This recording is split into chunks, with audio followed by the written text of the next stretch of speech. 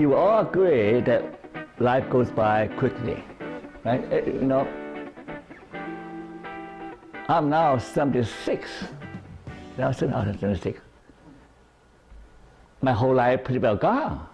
But in my mind, I'm still as like a child, you know? I'm still childlike. And I'm not old in my mind, right? I still like to play and like to have fun, like curious about life, learning things. So I don't consider myself old, but I can die anytime, right?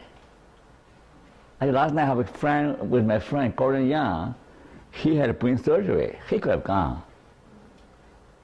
So that's why we need to really learn how to make it worthwhile. Okay? There's only one life. Anybody know C.T. Stott?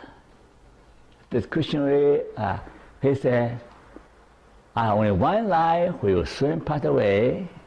For next line, only what is done for Christ will last. So you only have one life. Right? You pass away soon. You have to devote your life to something that will outlast you. You know, life is like water in the river.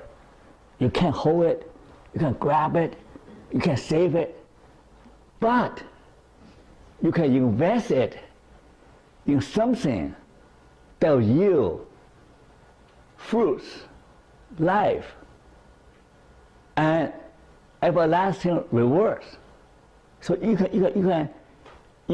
invest your life in something worthwhile, something that will outlast you. Okay?